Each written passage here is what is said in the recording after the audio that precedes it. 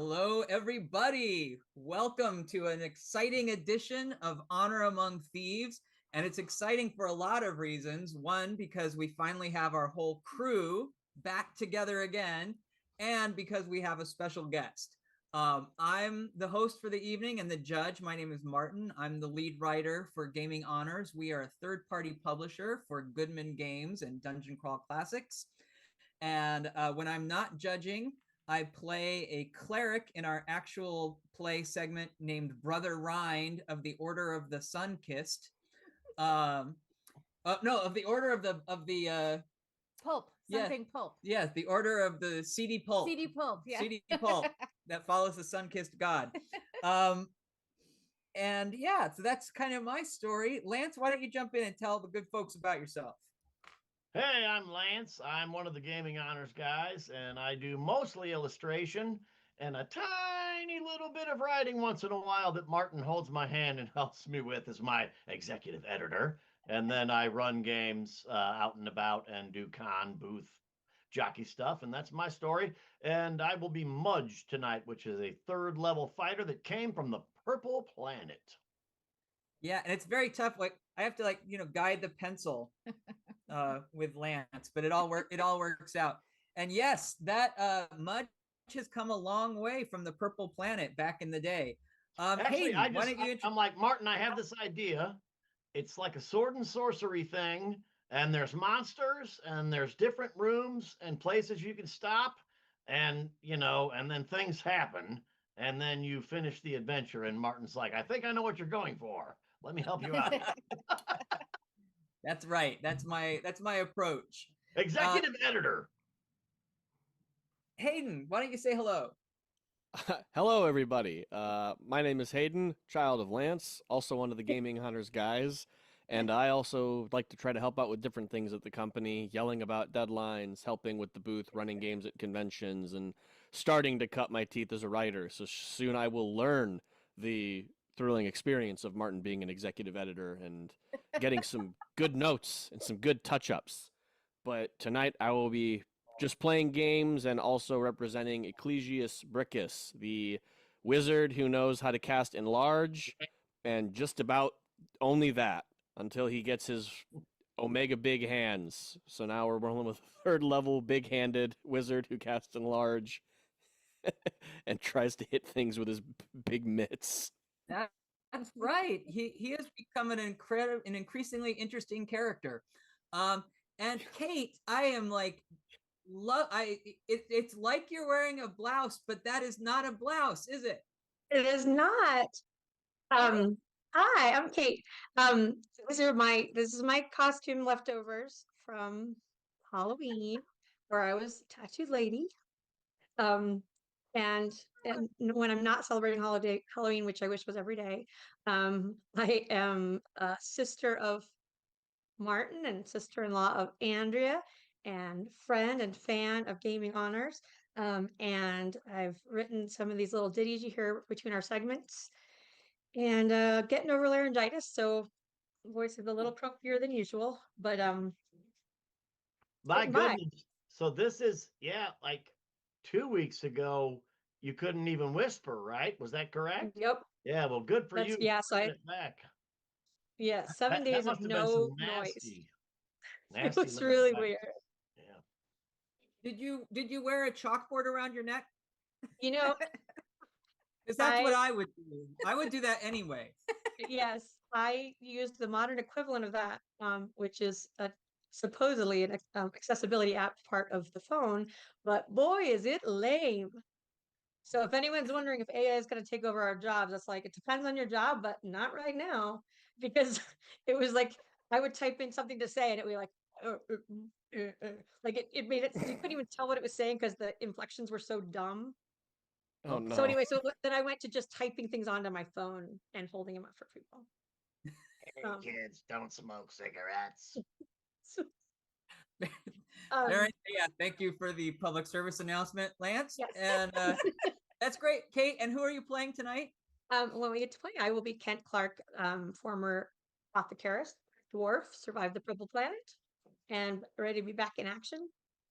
All right, excellent. And I'm not in the chat this evening, but I am on Discord, and Jeff Whitty has commented it's like a comic book crossover event tonight between Rules as Written and Honor Among Thieves. We are honored to have from Rules as Written, Matt Robertson.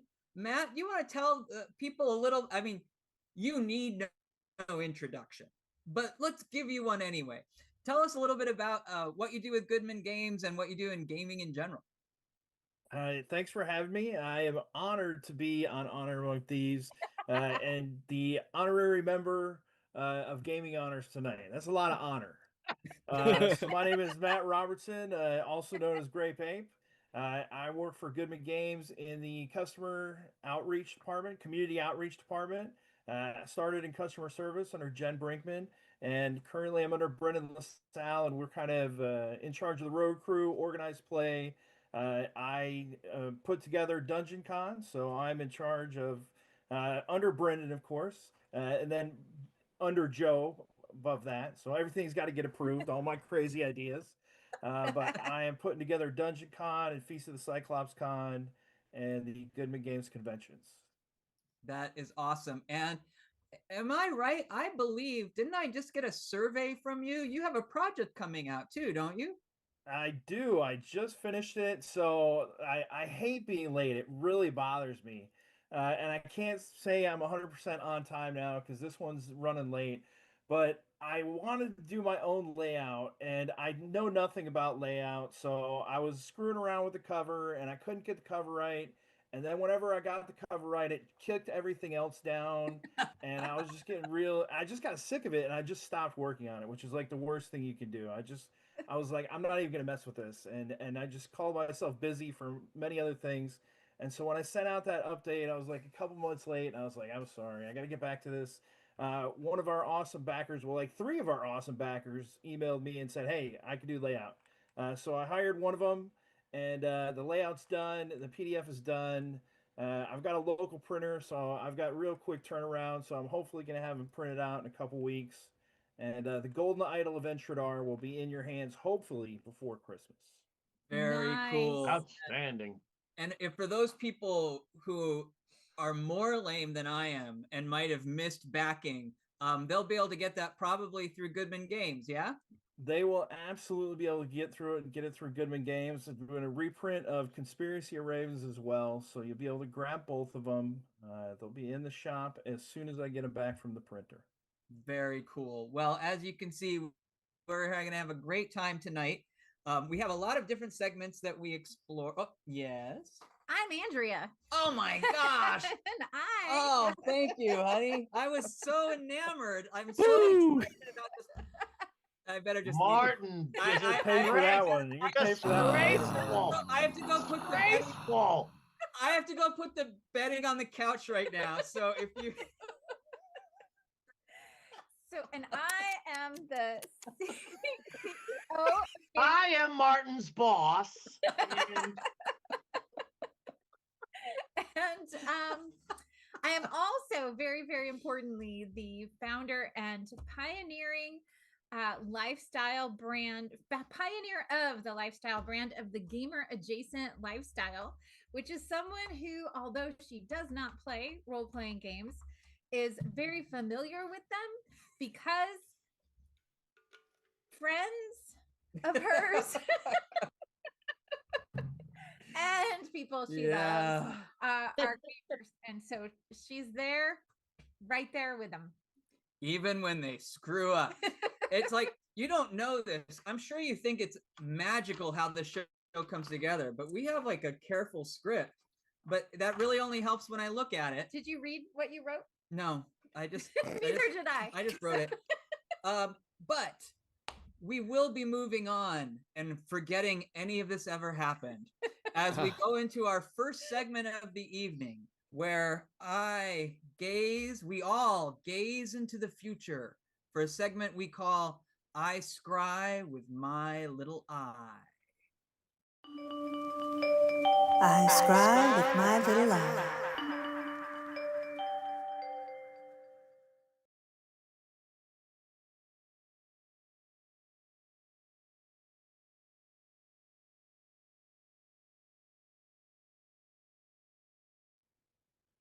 All right. So there's always a lot happening, both with gaming honors and certainly with Goodman Games. And that is really true tonight and this month. So to start off this segment, looking into the future, right around the corner, we have something very exciting coming up, Feast of the Cyclops Con. Matt, can you tell folks a little bit about what Feast of the Cyclops Con is and how they get involved? So, Feast of the Cyclops Con is our online gaming convention for all things Goodman Games. We are going to have games from Metamorphosis Alpha, X Crawl, Dungeon Crawl Classics, Mutant Crawl Classics. I just added 2 Weird Frontiers games the other day. Jim Myers just submitted 2 organized play games, and Sarah Brown is going to run the other 2. So if you didn't get a chance to play any of the organized play at the main conventions, all 4 of them are going to be available at Feast of the Cyclops Con. But it's going to be Friday, Saturday, and Sunday, November 14th through the 16th.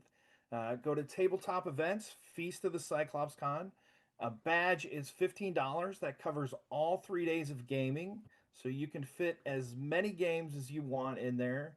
So that's like $5 a day. That's $5 a day, and if you mean, play 3 games a day, that's a whoa. $1.75 a game. What kind of a bargain is that? That's amazing.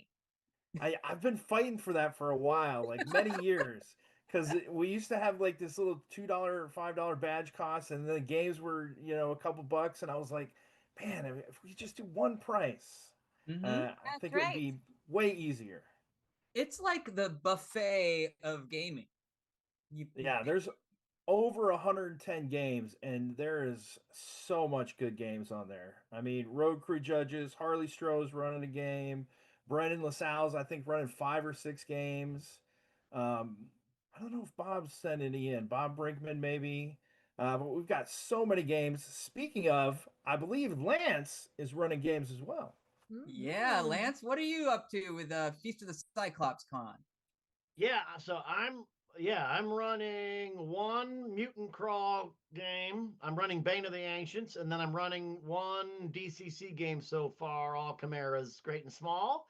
And I checked this morning, and I've got 4 tickets sold for each game. So as of this morning, I had 2 open seats for each game.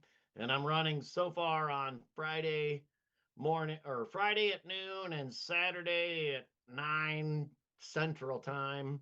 And then if I sell out there, maybe I'll throw another game on, just depending on what it looks like that weekend. And Matt, is there still going to be that like the open thing in the middle where you can move your avatar around and like go visit different places? Is that going to be there again? Gather Town? No, we're not. We don't do Gather Town anymore. Okay. No more Gather Town. Partially because their pricing changed, and so you can only have. Well, there really wasn't much to do there except say, "Hey, are you?" Like there was one year we had all those vendor booths around, and the artists were out there, and that was pretty cool when you had that was like a real virtual convention. Yeah, that was kind of neat. That was kind of neat. It was like Minecraft May. Yeah, but I'm not a good Minecrafter, so like that was the year that there were like hidden. Weren't there hidden? You mean Minecraft May? You're not an Minecraft mayor. Oh. Yeah, Harley had made a bunch of hidden things. So Harley I didn't find a single one. And there was like an old Tomb of Adventures place you could find, and I think Trevor Russ from Canada, me and him found a little crack where we could break into his map, and kind of just like Minecraft. It reminds me of the old Atari 2600 adventure game where if you knew the exact right spot to go, you could find like the dragon or whatever in the gem. It was exactly like that. Yeah. I loved that game. You did love. See? I loved adventure. She has not always been gamer adjacent. And I will say, kind of ended after adventure, but. I remember that first year we had a little vendor booth, and it was like sort of weird, kind of like speed dating. Like suddenly someone would walk over your little booth, and then suddenly they'd appear on your Zoom screen, like out of the blue. And then sometimes they'd talk to you, and then sometimes they'd be like, they didn't know where they were or how you were on their screen, and then they just go away without talking. And I'm just Help me! Get me out of here! just sitting in the basement, going, "Good to see you." One of these days, we might bring GatherTown back. A couple other things that are very exciting. We're going to have a celebrity game with Errol Otis. Oh my Ooh, god! Oh, So nice. Harley Stroh is going to be running the game. It's going to be the players are going to be Jen Brinkman, Brendan LaSalle, Julian Burnick, Wow. Stephen Newton. Let's see, Stephen Newton. Who did I say? Brendan LaSalle, Errol Otis, and then I'm missing one more person. You. No, not me, not me. I've got to check and make sure everything's not falling apart. But anyway, I can't believe. All right, I'm gonna That's figure out who it amazing. is. But that is only going to be available. We're going to send out a special code. You're only going to be able to watch that if you've got a badge to Feast of the Cyclops Con. Oh, that's cool. Ooh. Nice. So it's going to be exclusive for Feast of the Cyclops Con. There's some mapping seminars that are an hour long if you want to learn how to map and draw maps. And there are a couple of extra secret things. You know, I love secrets. There's a couple extra secret things if you're an attendee that you're going to be able to get that's going to just make the value of the badge null and void. It's going to be well over the $15 cost. Wow. Yeah, I love the secret things, except I'm not smart enough to ever find the secret things. So then I have to go to Dungeon Con and raid the warehouse later. I get the feeling that Feast of the Cyclops Con, fitting of the name, as you're describing all the goodness you get for $15, Matt, it's like going to the buffet and just camping out by the soft serve ice cream machine. Just as much as you can take, you can get until they kick you out. That's what this convention is. Yes. That's why it's a feast. So it was planned you're from the saying beginning. this convention is soft serve. I know. I right. meant that it is just all you can eat goodness. Marzio Musedre is going to be the other one. Muscadere. I can't believe that slipped out of your mind. I know. Yeah, it's like John Smith. I mean, it might be because the Blue Jays lost last night, and I was like, Well, as exciting as Feast of Cyclops Con is, and that's at tabletop events, you can get your badge. I do want to note that Joss Stitch on Discord has started hashtag Justice for Andrea. I don't want to encourage that because really, I love you, Joss. I think mistakes were made, and we do not need a hashtag for me forgetting to introduce my wife. It's just, just saying that out loud. We always knew it was a matter of time until Martin got canceled. Yeah, God bless you, Josh. Someone had to say it. We'll have Martin, you heathen. But Jeff Whitty wants to know, Matt, maybe you can answer. Can we watch other games and seminars after the live in case they're sleeping during the seminars? So is there a way to watch? Okay. So the celebrity game will be recorded and available for the viewers for Feast of Cyclops Con. I should be able to enter that code and watch it. And then maybe like 2 or 3 weeks down the road, it'll be available for public viewing. Okay, awesome. That's a great question, Jeff. Jeff is obviously in Korea. We have, there are gamers all over the world who will finally have a chance to partake of the Feast of Cyclops Con. So that makes a lot of sense. But there's more coming up too. And this was actually mentioned briefly before. This is the second year of Dungeon Con. So yes. Dungeon Con 2. And Hayden and Andrea, you were both at Dungeon Con 1. Do you want to tell the people a little bit about what Dungeon Con is? Hayden?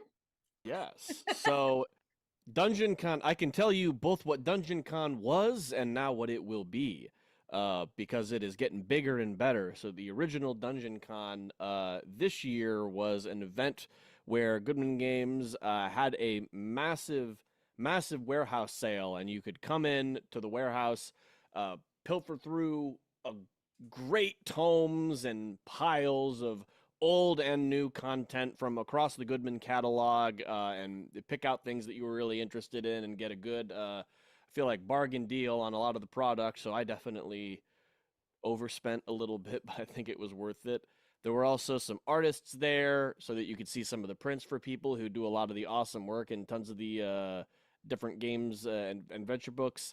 And now, this year, I think bigger and better is the rule, because last year it was one location at the warehouse and one day for the convention in Fort Wayne, Indiana. But this year we're sticking in Fort Wayne, but we're expanding to three days, May 1st through 3rd, Friday through Sunday, and 2 different locations. There is going to be the warehouse sale, just as it was last year for everybody who wants to raid through the pallets again. And then also, because my memory always breaks down for locations, the Grand Wayne Convention Center in Fort Wayne, where on Saturday and Sunday you can play games, you can check out the Artists Alley, you can go and talk with some vendors and see the different cool things that other contributors have to sell and the products that they're working on. So I'm stoked. I'm really excited to see how this expands, because even the one day and the one location at the warehouse sale was so much fun, right? And now we just have so much more content and so many more things to see. So I do want to put out there for Joseph, if you're listening, that there is a specific request to expand Dungeon Con yet again, not just to Fort Wayne, but to Canada. So so that Joss Stitch and Dice Station Zebra can attend. So that is a formal request, and I know that you listen to us. Matt, we'll let you take that one back too if you put in a good word. I've got a planning meeting coming up on Tuesday, so Send that up the pipeline. I'll Dungeon make sure I put that in. Canada. And if you can't, Dungeon Canada. and for this That's one, good. if you can't stay at the Grand Wayne, you can stay at the non-Grand Garth, which is just down the road. It's like $30. Bring a toothbrush. You might want to bring your own sheets. Party but- time. And sleep there. And what else Exquisite. would you want to add about Dungeon Con 2? Well, I sure hope the gong is there, because Yeah. Oh yes. I get to gently tap the gong.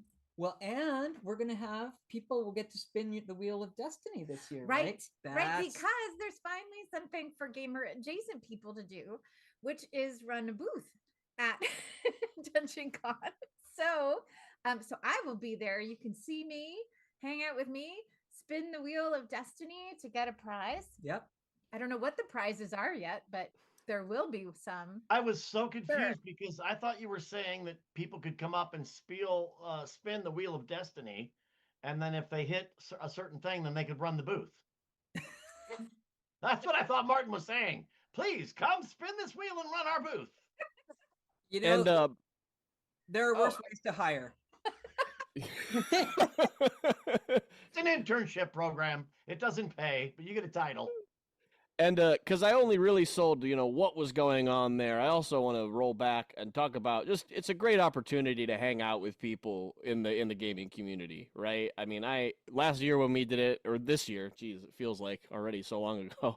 I had a ton of fun, right? We got the whole Goodman crew is there for the most part. We got to meet Jeff Whitty, who is always here in the show and flew all the way over from South Korea to be there and to partake and meet all of us and meet all the people and hang out. So it's a great community event and a great way to connect with people in the gaming space. It was a ton of fun. Recommend I it got to like anybody. 15 or 30 different pictures of me as Hugh the Barbarian, thanks to Andrea, by the way. I was going through my phone the other day and I'm like, which one do I keep? That looks great. Oh, you look stellar in that one. Oh my God, you there, you're buff. That kind of thing. Jeff was the first person in the door at Dungeon Con, so. Oh yeah, That's right. Yeah. If you're coming from South Korea, man, you got to get in there. Yeah, he was ready. The night before, we were running games at a great local game store, GameQuest, and Jeff had gotten there early wearing his Gaming Honors t-shirt proudly, and then he told me everybody was asking him whether he was there to help set up. Like they expected that, like a representative of the company, so then he quickly Jeff, it was so awesome to see you. All right, but we have to keep going because we have so much to do tonight. But there is another thing coming that I scry with my little eye. And if you were at Gen Con, I think it was 2 years ago, was the first year. boy, was it 3? It might have been 3. Oh my gosh. Anyway, you might have noticed that Joseph Goodman literally had working pinball machines set up at the Goodman Games booth. And that should have been clue number 1, that this is a company and a man who take their pinball games very seriously. And that is, we are going to see the fruits of that heavy investment in recreation in Pinball Crawl Classics, a new crowdfunding campaign launching in January. And I sent some pictures because last year at Dungeon Con, before the event, a group of Goodman Games people, we all went out to, we even wrote it down. What was the place where we went? To Fort Wayne Pinball. And I've got some. So complicated. I know. I've got some candids there. You can see Joe playing pinball. Anyway, they have licensed the art and gameplay from the games Gorgar, Centaur, Swords of Fury, Embryon, and Cosmic Gunfight, and taking those amazing games and their artwork and turning them into adventures. So I just think that is an incredibly cool idea. It's going to be an amazing project, and you can follow it now. You can follow the project now, and again, it'll launch in January. Awesome. And Joe takes his video games very seriously. So whenever we go to Fort Wayne, there's like a company kind of a night where you go to the pinball arcade or something like that. And yeah, I swear he like practices Street Fighter 2 before Gen Con for like 2 weeks because he challenges everybody. He's like, all right, time for let's look at Street Fighter 2. Where did that come from? Let's play, everybody. And so we go up and I feel like I'm a pretty good video gamer, right? And so he kicked my butt, and I was like, I looked over and I was like, are you like playing Street Fighter 2 all the time? I was like, he knew all the moves. I was like, what's going on here? Well, so I know this. And he said, "No, Matt, what are you thinking? I'm just naturally this talented. I Clearly." tell you, if there's a Tekken machine, I'm gonna school him. He started out, and now I'm going to forget the name of the game, but he's told my students in the past that in the early 90s, when he was in college, he was a world champion at one of the first multiplayer internet games. And they even hosted an international tournament. He had people traveling from around the world crashing in their dorm rooms for this tournament. So he was a world champion video game player when it was just becoming an internet phenomenon. So yeah, don't mess with him. I think that's he keeps that under the wraps. Oh, hey Matt, come play Street Fighter. Yeah. You know, he wants you to bet money first, and then he'll tell you. All right. Well, so that is what's coming up. Lots of fun stuff, but we are really excited to have a guest competitor for our next segment, a game invented by our very own Kate Polera. It's time for Riddle Me Timbers. Riddle me timbers. Riddle me timbers. Riddle me timbers.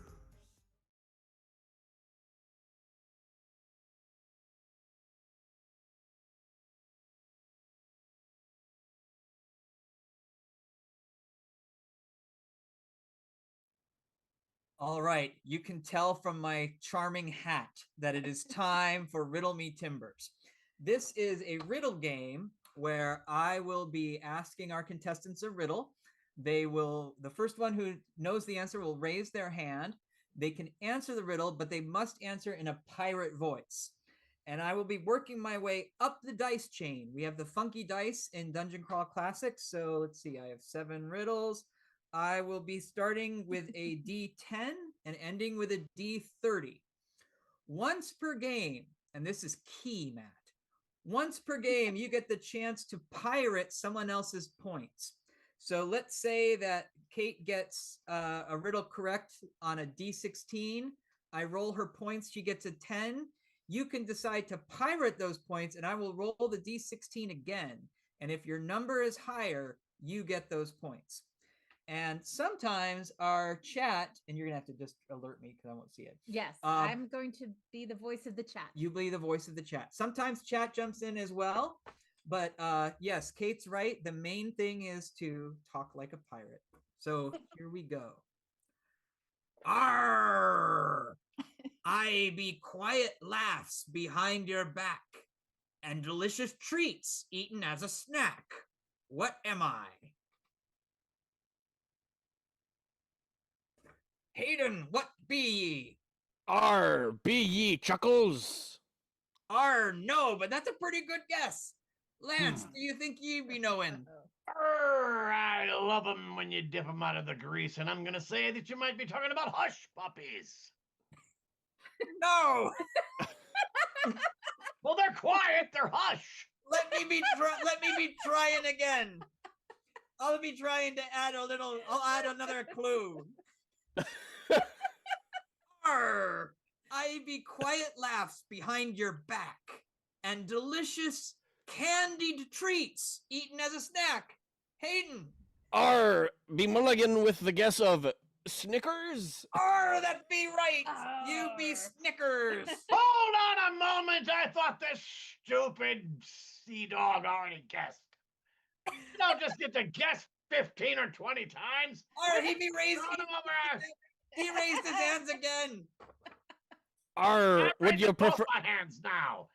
I'll be telling you, it's more of a guideline than a code. I'm losing respect for you, Captain. All right, you be getting. What the heck is that? I think that's a 4. I don't know what that number is. All right, be rolling a different dice. It's an imaginary number. You be getting 10 points for that, Hayden. Oh, that makes me quite upset. Be looking to the future, not the past. Onward we sail. Cthulhu's in the house. I see storms ahead. Oh my goodness. A sweet and juicy treat till left out in the sun, then stuffed in tiny boxes and handed out to temper Halloween fun. Be a box of raisins? That be not quite the right answer. Lance. Lance. I was gonna say raisins. No. Kate. You be grapes? Yes, you be grapes. Oh. GrapeApe knew the answer. I was trying to get that one, but Kate's hand is quite fast. And Ecclesias's hands are quite vast. She's got the speed tattoo. She just had a new speed tattoo put on her arm. All right. Wow. So Kate on a D12, that is 9 points. I'm gonna pirate those points. I feel so lucky. Give me an 11. The odds be against you, but okay. I don't care about the odds. I'm a sailor. All right. Andrea's my witness, and you know she's a hostile witness, so. Oh my goodness. Oh, it's a tie. I think it is a tie. It's a tie. Oh, the tie goes to. The tie stays with Kate. All right. Isn't that what we said? I guess so, yeah. Or did we say meets it, beats it? Beats it. I think it's. I think it's got it. you. If beats it, beats it. How do we know if it's a 6 or a 9? I don't know. Oh, it's the old 6 and 9 problem. Yep. All right. We just be pressing on. That's like you do in a storm. We just move on. Once we were famed French cavaliers. Now we be candy called. Be ye the 3 musketeers? Yes you do. I'm sensing a theme. What are you talking about? No, it's all completely random. 6, 7? Here comes 6, 7. Oh, you're so cool. Raku 3. Raku 3. It's a 6, 7 problem. 6, 7 problem. That's right. All right. And Andrea gets 11 points and leaps into the lead on a D14. Can I have D'Artagnan, please? I'll take D'Artagnan for 4. All right. This be for 16 points. Oh, wait. Am I doing this right? Let's see. 1, 2. All right. Yes, here we go. Ye see me whene'er ye gaze in the night sky, or give me nougaty goodness a try? Arr! Lance, I've been giving it to our guest. Is it the Milky Way? Arr, it be the Milky Way. Ah! I've got no problem giving you the points, Matt, because your beard is glorious. It was either that or the Mars bar. I couldn't quite decide which I was going to go with. I did not think that could have been a possible. Yeah, Yes. but yes, it was Milky Way I had in mind. Would you have accepted either? 6-7. 6-7. This night of riddles be really revealing to me how uncreative candy names be. Roll high on that dice. All right, this is a D16. Rolling forever. Or I'd be sorry, GrapeApe, it be 3 points. 3 will come in. It'll help. Arr. Arr. Does I'd someone be like to tell pirating Grape his Ape that he's points. allowed to pirate his own points? That's right. You can be pirating your own points. I forgot to explain that. You'll get another chance. But Kate, you are going to pirate these points, perhaps? Pirate the points, perhaps. Oh. Kate be pirating those points at a 16. Oh, Max dice roll. And suddenly that's gonna be Kate, hard to beat. Kate's in the lead. This It's is rigged. crazy. And Crazy she game. didn't even speak. Arr, that be how you play the game. All right, here we go. This one, I don't know. We'll see how it lands. Arr! I be a famous role long before Dustin Hoffman played me in the film of Oscar Gold. Yes? R be a Tootsie Roll. Arr, you do. I feel like that one, it was such a hard one. I mean, if you haven't seen that movie. Which is probably anyone that's It won the Oscar. It did? Yes. I looked yeah, at what year? Yes, like 57 years ago. I think I might have think been it was- like 8 years old that time. Matt, if you think they're referencing things that you don't know what they're talking about, you're in good company. someone in the chat's gonna go, I want to guess it's like 82. That's gonna be guess my Tootsie. That's my Tootsie guess. But Dustin Hoffman did not win the Oscar for it, but the film won the Oscar. 13 points, Andrea. R. I be pirating these 13 points from Andrea. On a I do be. I roll in big numbers. Sorry, you be getting a 10, Hayden. So sorry. But You be a bad sport. But It might be Matt, gamer adjacent, but she's like shade relevant. Like, she's right in the front and center. shade. All right. So let me say one thing really quickly while you were talking about Tootsie. Yes. The other day I wanted to show Jacqueline The Graduate. Oh yeah. Right, classic film. So there's Anne Bancroft, right? Yep. And a few nights later, we were watching Dracula, Dead and Loving It. And there's Anne Bancroft. And I'm like, oh, a little bit of a different assignment in these two movies. Wow. Bancroft Yeah, in what was she in Dead and Dracula? Loving It? Just Dracula. Like, nobody wants to even know what happened. Like Okay. Mel Brooks, after Blazing Saddles, it was pretty much downhill from there. But What I did she actually do? love that's the one with I Mina, know. you're in a closet. Mina. yes, Mina, you're in the closet. Yes. What did Anne Bancroft play? She played the gypsy woman. Oh, In the very opening scene, she was the gypsy woman that yeah, Okay. that is yeah. quite different from The Graduate. Yes. All right, I have 2 questions left. Oh. I have oh, 24. important updates from the chat. Uh-oh. Ross and Dice Agency were just watched Tootsie, and it's from 1982. Oh, I'm feeling pretty good about myself. Very good. Read the room, Martin. You're killing it. It's a pretty fun movie. All right, here we be. Still anybody's game. As candy, we Did be. you write down my points? I did. Okay. As Oh, he'll never forget you, Andrea. Don't worry. could I ever forget you, honey?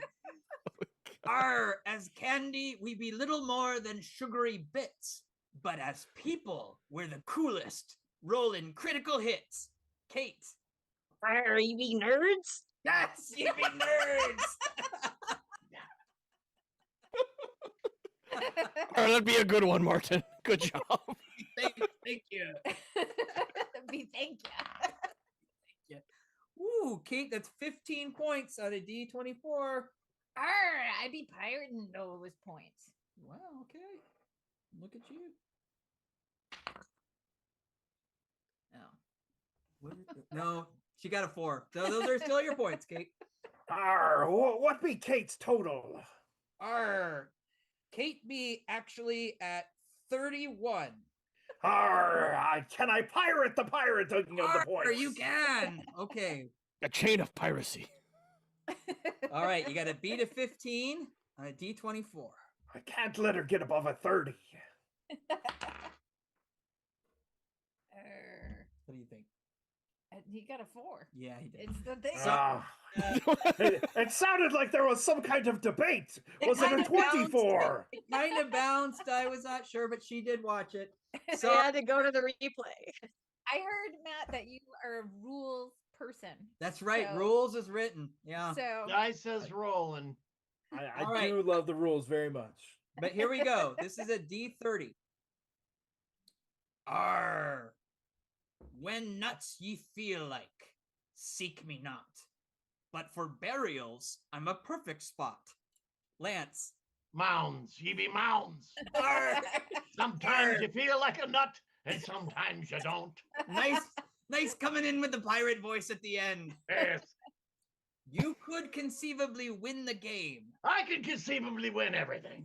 What does he need? What number does he have to get? Give me a 31. A 35 on the 30. He would win the game with a 22 on a D30. And claim the golden chum bucket. But no, it'd be a 16. The winner of the golden chum bucket for the evening be Kate. Well played. So that be Riddle Me Timbers, which is a tough competitive game, but we're not done yet because No. now it'd be time to see if our guest has what it really takes in So. You think you're a peasant?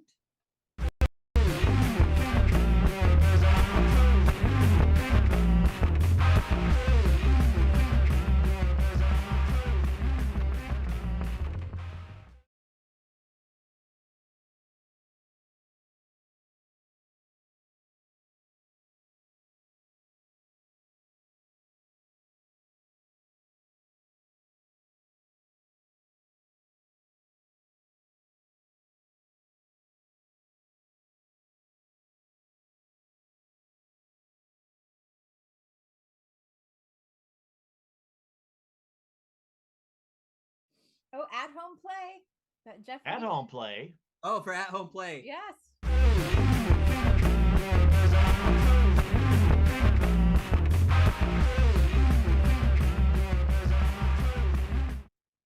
Hey, everybody, we're back. Vitani Maru, our producer, was sort of wondering if we were ready because we're just like having our own show back here. It's like on camera, off, who even knows anymore? We're just like having a great time. I thought we were taking a break for Kate to feed the golden chum bucket to Vincent. Yeah, that's right. We need the golden chum bucket. You So would take it. one of the great things about Dungeon Crawl Classics is you don't start as a first level hero. You don't start as some sort of amazingly powerful person. You start as a peasant. Every peasant has an occupation, and along with that occupation comes a trade good, something that they can use in their daily life or even sell if they absolutely have to. In So You Think You're a Peasant, our contestants will have 2 minutes to find the trade good that I will roll up on the occupation table, or a reasonable facsimile of that trade good.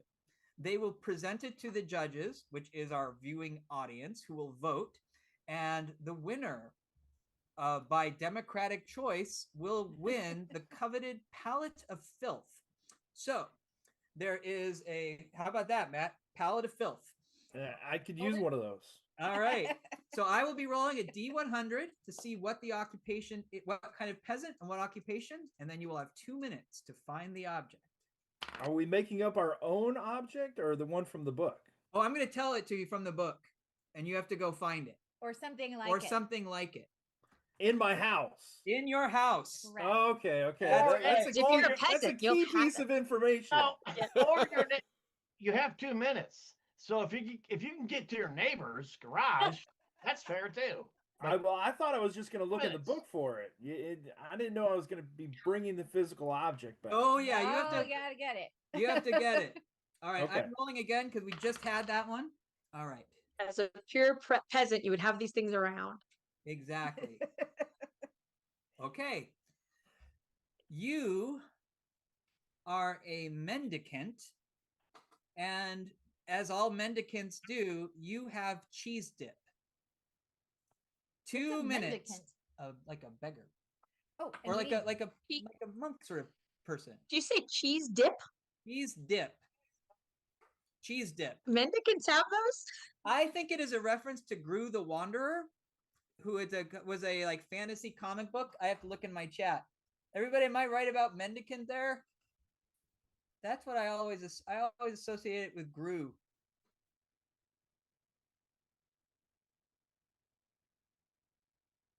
Let's see. I don't know, but I think that's what the mendicant is. It definitely is. Thank you, Keith. That's what I thought.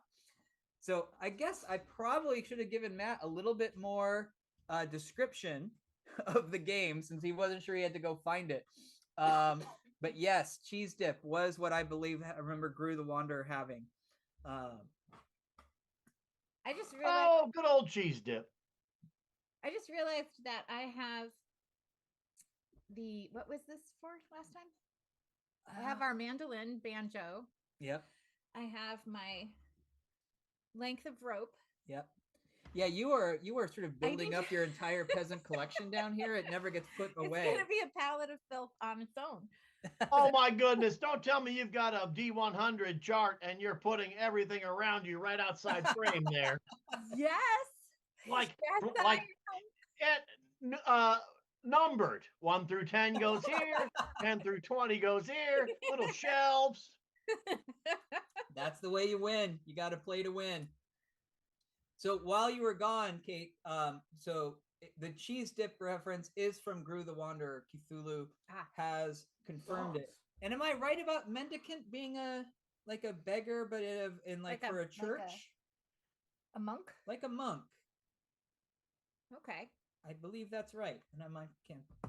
Oh, everybody is back. All right. Woo! Andrea. Oh, go ahead, Lance. Oh, I thought we were going to be off frame, but for whoever brought up Gru, Cthulhu, yeah. So when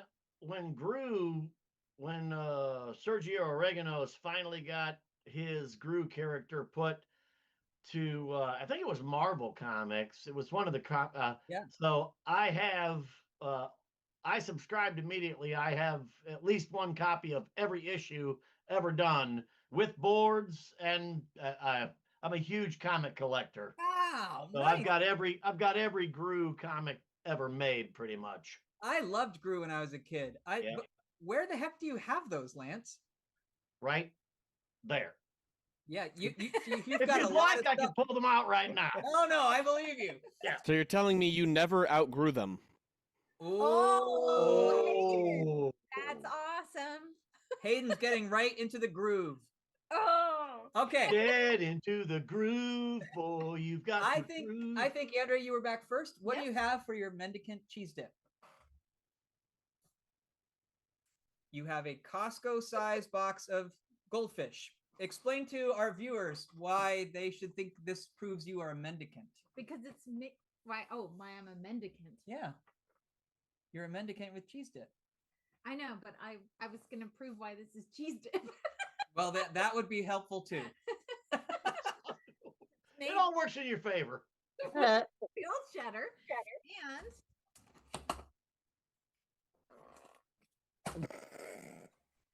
you can dip in and get some cheese Oh. dip.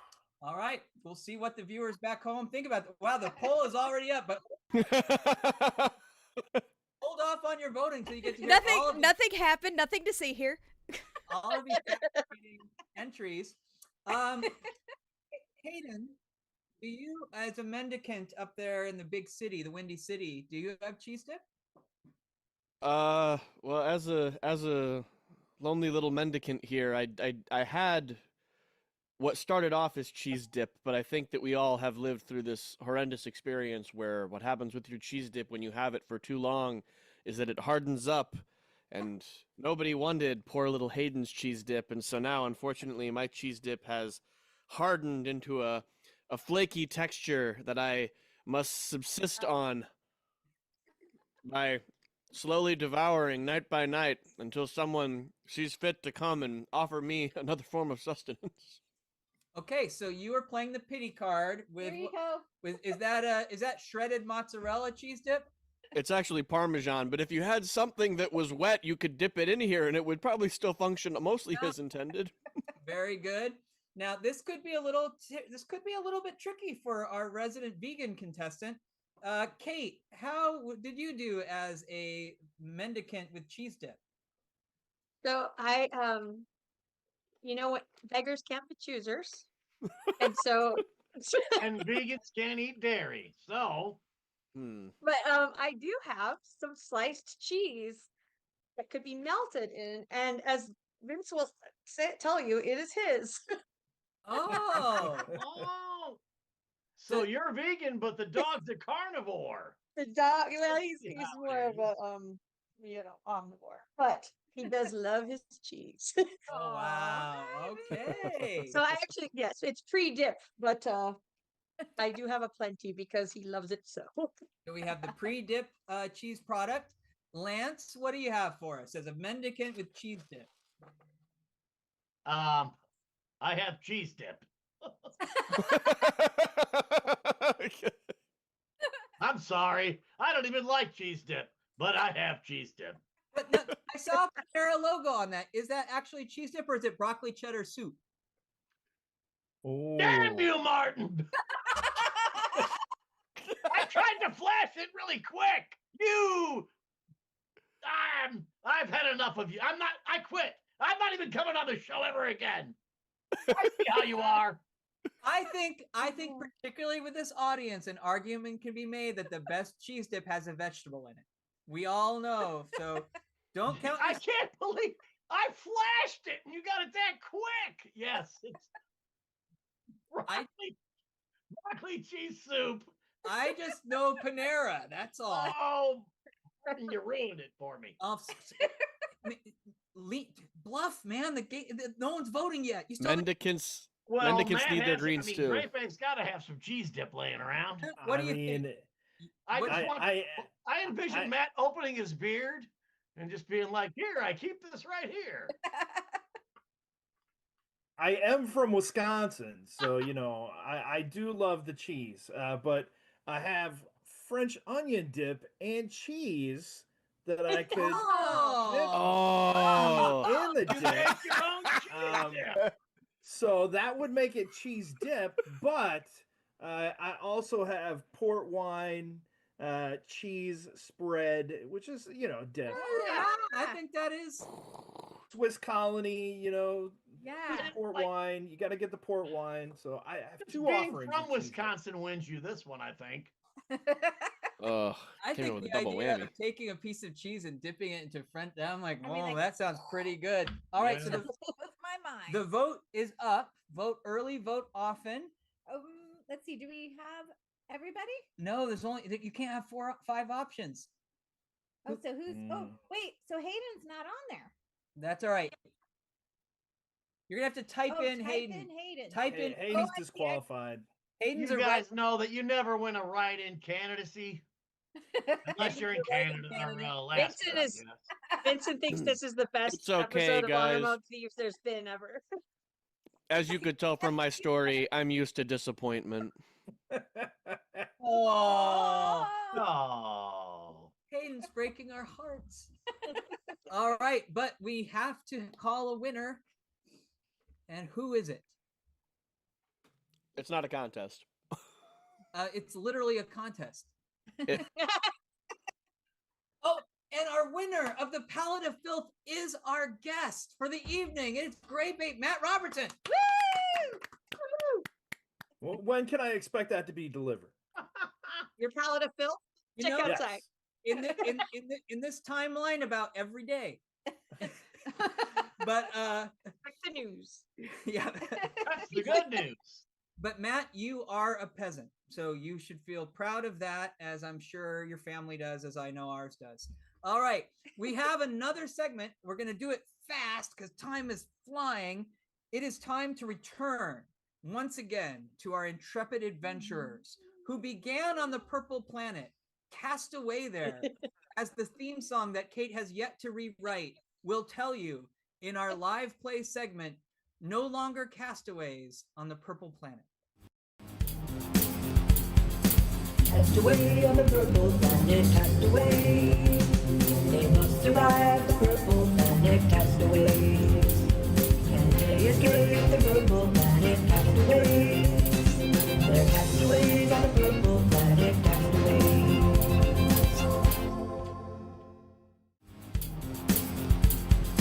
Cast away on the purple planet, castaways. They must survive the purple planet, castaways.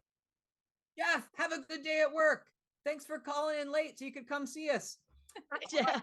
And you'll want to check in on YouTube to find out what happens in tonight's adventurous segment. In our last episode, the heroes had gone through a portal to discover a rolling plain full of cattle in the distance. Suddenly, a band of orcs bearing meat cleavers attacked them. Or actually, they approached them and a fight broke out, and all were slain except one who went running off. He was chased, and they chased him over a hill into a compound where he kept running. And that's where we pick up. I like the distinction that Just we were say- attacked. No, wait. They didn't actually attack, but here we go. Can I guess that who might have instigated the fighting? I don't remember, but yeah, you could guess. So Well, below you, and Could it be Matt, our diplomat? Matt, you'll know exactly when to jump in here. Below Okay. you stands a large compound with barns, a main house, and an assortment of other outbuildings. The orc who ran from battle makes a beeline straight through it, out the other side, and keeps running. Two figures emerge from the house, and for a moment seem like they're watching it and calling after it, but then they turn and they see you, and the taller one looks up and he's like waving to you, waving you down. In a friendly s- man?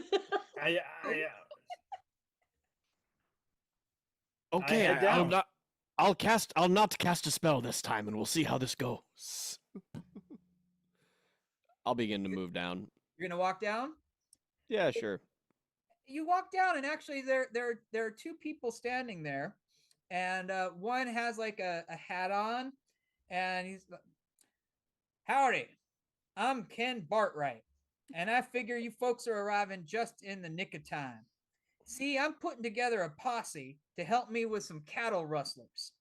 I hired some orcs to look after the herd, but that was the captain that just ran through here, so I guess he couldn't get the job done.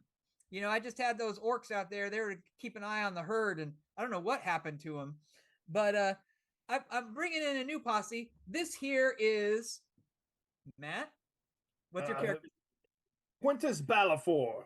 This here is Quintus Balafor, and he's already agreed to help out.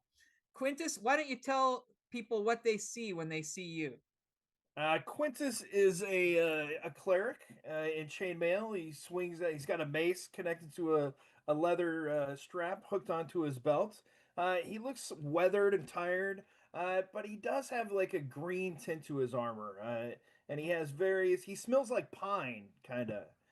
And if you ask him, he will tell you that he is a cleric of Ildevere. All right. That's Quintus. All right. So this is Quintus. He has already agreed to try and help out with our problem. Hey, little Joe, come on out here and tell the folks what's been going on. Is that Brother Ryan? No, but he sounds like him, doesn't he? Yes. Yeah. But no, this is little Joe. Little Joe comes running out. Little Joe looks a lot like Michael Landon. And he says, yeah, Pa, I'll tell him. So What? have to tell the story from She just loves Michael and What? Joseph Goodman and Pa and how Oh, you can tell but them- this is Bonanza. okay. But yes, yeah. Yeah, it could be Little House, Touched by an Angel, Bonanza. We don't know whatever Michael Landon did. It's all good. He was Little Joe in Bonanza. Come yes, on. I'm So, aware. all right. I'll be Big So- Hoss. Yeah, Little Joe comes out and he says, "Yeah, a few days ago, it's like our cattle started turning up sick, and then they started disappearing. So something's been messing with the cattle. If you come with me, Pa, is this the posse that you brought together? What's with that guy's hands? They're so big." What are you talking about? All right, but it's okay. So come on, we'll go out to the herd. And Ken Bartright says, "Yeah, we're simple folk out here. We're not looking for trouble. We just want to raise our cattle. But if you folks don't mind going out and checking out the herd, I'd really appreciate it. I'm sure I could make it worth your while somehow." You don't All know. right, yeah. So I mean, Mudge loves the ranch life, and I'll say, "Hey, QB, you want to come with me and go check out the herd?" And yeah, I'll go check out the herd.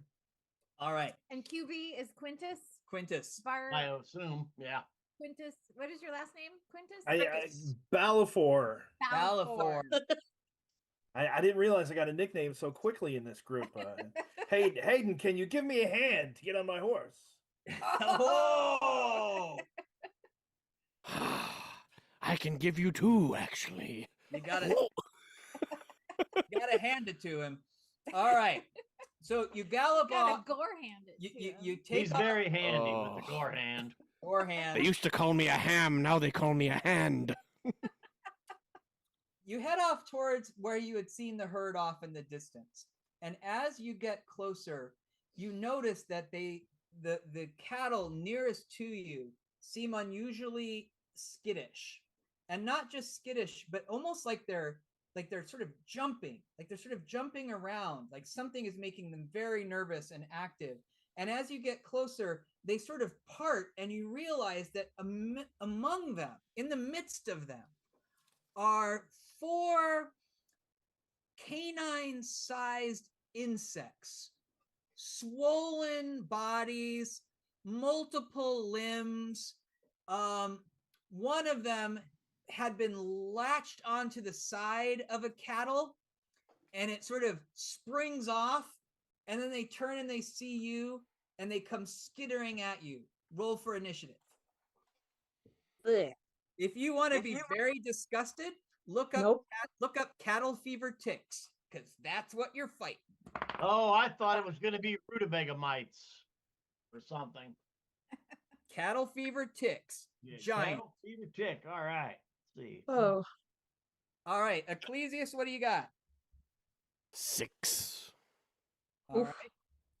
right. And Kent Clark, what do you got? 17. Ooh, look at the big initiative on Kent. And QB. 19 minus 1 is going to be an 18. Ooh. And Mudge. 11. Okay. Quintus, you are first, and these 4 big swollen ticks about the size of Saint Bernards are coming running towards you. What do? They're about 25 feet away. We're in a forested area, right? You're in plains. Sort of think of Plains. prairie. They're munching on grasses. Definitely snakes in the prairie, right? There would be snakes. I'm gonna try to charm some snakes. I'm gonna step back. I might be able to call some assistance to prevent them from reaching us. I'm gonna try you're one of those snake kind of charm. preachers. You're a snake handler preacher. Ildevir, send me the creatures of the plains to impede these creatures as they advance onto us. Oh, Uh-oh. that is not going to be very good. That's a 4 on the dice. Plus 4 is only an 8. So yes, It's going to be disapproval. Ildevir seems deaf to your pleas. Kent, as you see your new companion beseeching the heavens for aid that is not coming. What do you do? I am going to step forward valiantly with my crutch and try to do some weed whacking style hitting Okay. to get at least the first two. Is Try to there hold it. so is your mighty deed, you want to like knock one into the other, or is that what you're No, well, I was imagining more. I don't know exactly where they're placed, but it would have to be more of like a weed whacker to hit one and then still hit the other and then okay? All right, we'll see. ricochet them. Dervish kind of thing. Like a croquet. Yes, yes, that's what I was trying to think. Game of tick Okay. croquet. Ah, croquet, yes. Ooh. Good. See, the little tells you it's a 9 and not a 6. It does, yeah. All right, that is going to be 14 with the 4 on my deed. Okay, so a 14 does hit. Remember, you get to add your D die to damage. Cool. Okay, my damage with this buddy is the 4. Cleave, yes. Yes. That'll be 6. Okay, that is a pretty good hit on that one. You see a sort of burst of blood coming out of the head of this big tick, and it did sort of barrel into another one, who I'm going to say is going to take a negative on its next action because of what you've just done, which is good because it's the tick's turn. So the tick that you just hit comes scurrying at you and almost leaps into the air to try and attach to your chest. Oh, I'm guessing a 23 will hit. Oh, yes. All right, you're going to take 2 points of hit point damage. And you lose 3 points. It immediately begins to suck on you. The tick does bite. And it tickles. And it tickles. You're going to take 3 points of stamina damage and give me a fortitude save.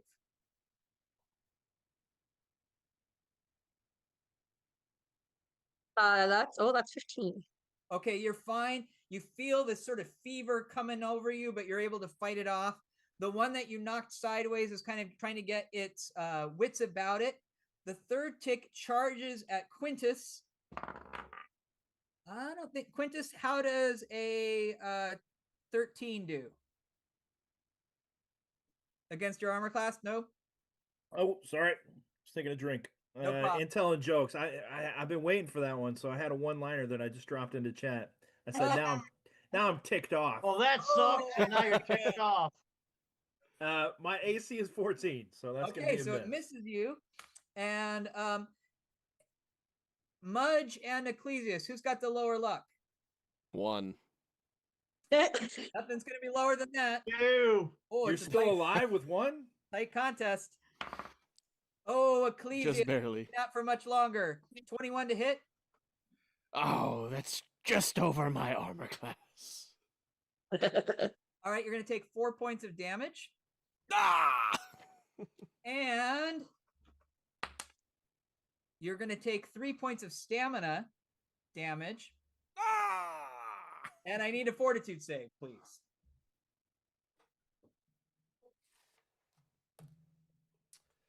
All right, that is a 13. Okay, you're okay. You fight off the fever. Mudge, the ticks are all around you. Yeah, who does Kent Clark have a big tick suck? Who has a big tick sucking on him right now? Doesn't somebody have a tick on him? I think Kent Kent Clark. I does. think it's Kent Clark. Is it still attached? Yeah, it's still hanging on. Oh, okay. Yeah, one is attached. Yeah, so Mighty D roll is going to be to dislodge. Okay. Okay. Yeah, and I'm using my cutlass that I got on the purple planet. Okay. Okay, so it's a 3 on the deed. Okay. It's an 18 total to hit, Very good. That hits. and then the damage is going to be 12. Woo, yeah. 3 and 7 and 2. Very good. That tick, you do dislodge it from its life. And Flat. You flick this large, swollen tick off of Kent Clark. Flick the tick. Nicely done. Ecclesius. Ecclesius runs over. Oh, Kent, you don't look so good. And then with his 2-foot wide hand gives you a big old hearty magical slap on the back. And oh boy, I believe. Actually, I don't think I can do that because I'm pretty sure that I lost that spell, didn't I? Because I failed my casting last time. Right. Oh, last session you failed it. Yeah, I rolled misfire on it. So actually, Nope, you got it. We'll say before you took off from Bonanza, they gave you some spell. I mean, Bonanza Bay. They gave you some. You took a little time to get yourself back together. Right, fantastic. I love it. So I just lost it again, and so you hear a big sputtering noise pop out from my fat fingers as I slap your back, and you just feel mild discomfort. Perfect. QB, we're back at the top of the order. Only 3 ticks to go. Okay, Kate, do you have a little dial, a hero pin on you? I do, and I'm still feeling Okay, it. you're still green. All right, I couldn't quite tell. It seems like everybody's in good shape. There's one tick right in front of me. Yes. I am going to gaze deeply into its eyes Aw. and try to control it with the power of Ildevir with my Lotus Stare. 12 plus 4 is going to be 16, so we're going to get a little success here. Yep. All right, Lotus Stare on a 16. Making brief eye contact with one target, the cleric forces it to stare into the whirling hypnotics of my gaze. You receive a will save. If it fails, then I can break contact and the target remains hypnotized for 1d6 plus caster level rounds. Ooh. Any attack or trauma will break the hypnosis. While targeted is hypnotized and acts on my command. Okay. So I think it's going to be a will save at 16. At 16, and it does not have a good will. Fails it. So you have this tick hypnotized. All right. It's hypnotic. Hypnotic. Oh, I was waiting. If you were going to do it, I was going to jump in and do it. All right. Do you tell it what to do on your next turn? I tell it what to do this turn. I mean, Okay. if you ask me, yeah, I'm gonna always go in favor of myself. Okay, go ahead. So what do you tell it to do? I tell it to jump on and impede one of the other ones because attacking might go against its nature. I don't know, how intelligent it is, but I'm gonna tell it to impede and tackle and trip one of the other ones. Yeah, and in fact, these ticks are not that intelligent, and they're really creatures of appetite. So it immediately jumps on the biggest tick next to it and begins to try and suck the blood out of it, which is very disgusting. Kent Clark. So you've got one tick sucking on another tick, and then you have another tick that's sort of independent.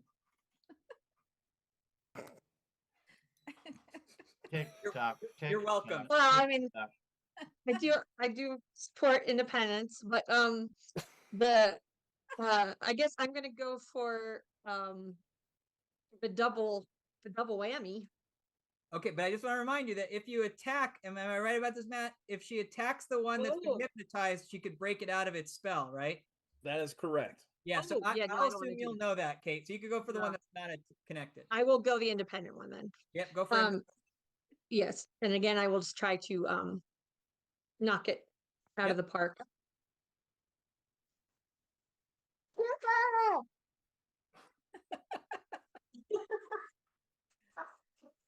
Oh boy. What are you doing? You got one job. You keep the dice on the table. Oops.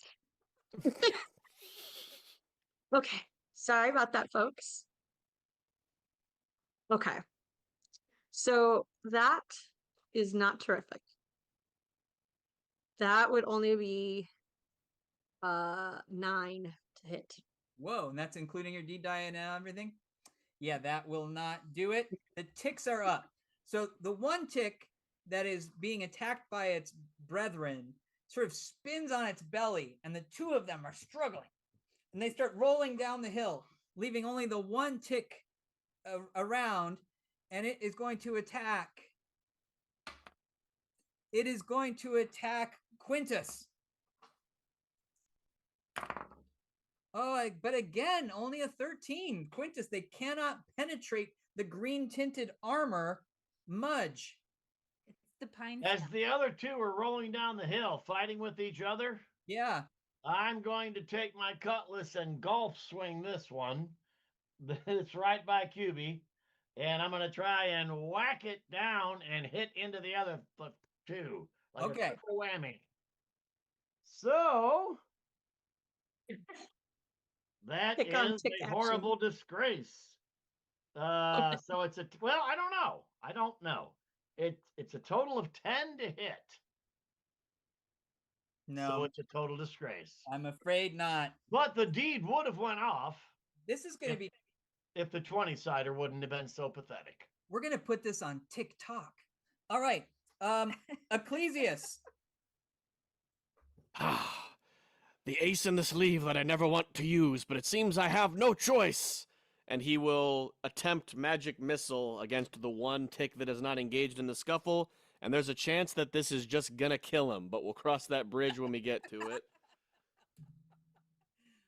Okay, that Best is mercurial magic ever. I'm hoping That- for tick tick boom.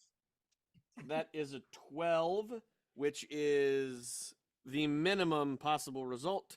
So a single missile flies out of his hands into the tick, and it does 1 point of damage. Yeah, he is really, really struggling to figure out his somatic components with these new expanded hands. And then because of his mercurial magic, there's a... If I get in the 10 to 60% range on my D100, which that is a 32, so I did, my luck is going to increase or decrease by 1d3. So let's roll for the number and then roll for if it increases or decreases. So that's 1 point of luck. If I roll 1, 2, 3, Ecclesius is dead. If I roll 4, 5, 6, then he gains 1 luck. He's dead. Oh no! Oh. So Yeah. as this manifests currently, he Okay. sticks out his hands, a little missile goes out, and then it backfires on him, and he zaps his own brain with magical energy and collapses onto the floor. Okay. So at that moment, there's a whirling light in the sky, and come flying out of this light is a man in purple robes. You've seen him before. It's Patty Pan, the disciple of the Rutabagas. Patty Pan comes flying out. He's like, wait, I was totally wrong. Vegas. I thought that the creatures from this meat-eating realm were attacking the Rutabagas. But now I find that something is also attacking them. We must band together. The farmer and the cowman must be friends to fight against the plague that is seeking our food supplies. What's wrong with the big-handed fellow? I thought his missile was going to be bigger, but He needs a little help. All right, well, come gather round, friends. We shall roll his body, and I shall give him my divine rutabaga bonus. Okay, Hayden, you need to roll under a 10 for this roll the body check for Ecclesius to survive. And everyone in the chat, if you, Rutabaga. We can root. clap your hands to save Ecclesius. Come on, Rutabaga. I'm cycling over to my metal golden die. Yes. For all the I mean, marbles, for Ecclesius Brickus. have you rolled it yet? Because can I put a blessing on this roll? Yes. Oh, yeah. Oh yes, bless Absolutely. that roll. Ildavir, be with the soul. I know not who this purple rutabaga man is, but I love the color of his threads. The big-headed one, I thought his missile was going to be so much bigger with his big hands, but I guess those rumors aren't always true. Never be a wizard with big hands. It makes your wizard look small. Oh no! Roll two. Ildavir is not with you. Ildavir is not with you, but Patty Pan is, Ecclesius. It's yes, and Ecclesius is a master of rolling low numbers, just like this. I rolled an 18. All right. Patty Pan looks down, saddened. Hopes and prayers for the handyman. Hopes and prayers for the handyman. Yeah. And We'll have to return next time. See what happens to our fallen hero. Hey, oh, we got a reroll request from the chat. Oh, we did. Oh, just Oh, we got the all chat. right. True. Okay. From our Canadian contingent. Our Canadian contingent. We You are. know what? Oh. Honestly, it's like the story of our lives. It's always our Canadian brothers and sisters that save us. Yeah. There's a little bit of common decency up there. All right, Hayden. Don't let them down. Don't let our friends of the Great North down. I'll try my best. Here we go. And there is a 9. Oh. Oh! Ah, That was a beauty, eh? Hey, Take off that's the it. beauty of a roll, eh? and Beauty roll, eh? he so- he lights up, and then he looks down at his hands immediately and sees that they're still 2 feet wide, and he goes, "Ah." It's all right. You sit up, and Patty Pan is there, and he's like, "I thought that I knew what was going on. I bet you did too. But no, there's been a monkey thrown in the wrench. There's been a twist in the plot. We'll have to find out what happens next week." All right.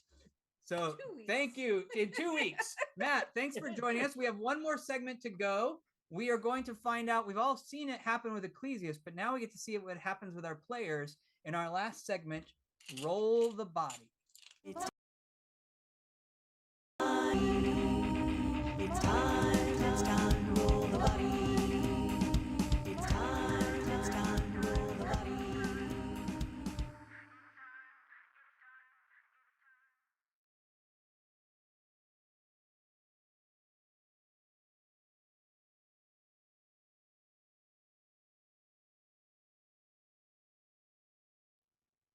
Okay, so as you just saw in DCC, when you drop to 0 hit points, you have one last chance of survival, and that is rolling the body. You must roll under your character's luck, and if you do, they return to life with 1 hit point and 1 point of stamina damage. Right? They take a scar for coming back. For our purposes, I took today's date and I subtracted it from a D20 roll. Ildevir is with you on this roll because I rolled an 18. So all you have to do to survive tonight's show, everybody, is roll under a 16 on a D20. on a D20. Got it. What if I 11. rolled the 16? Meets it, beats it. You're okay. All right. That was very close. 13. Oh, In no. Kate. In honor of Halloween, I've got the skeleton. Oh no. Oh, How about the winner of our Palette of Filth? I got a 9. All right. No, you're good. Ah. So thank you all for joining us this evening. Matt, thanks for coming on. What a ball. Absolutely. Thank hope you guys we- for having me. Absolutely. Hopefully, I'll see you at Feast of the Cyclops Con and then Dungeon Con. That's right. I yeah. think you will. And everyone, we'll see you again in 2 weeks. Thanks for watching. Whoa, whoa, whoa, whoa, whoa, whoa, whoa, whoa, whoa, whoa, whoa, whoa, whoa, whoa, whoa, Whoa, whoa! Don't go anywhere. Is somebody reading the script? Nobody's looking at the script, including me who wrote it. Where else can they get fun about our show, Kate? On Instagram at Gaming Honors RPG.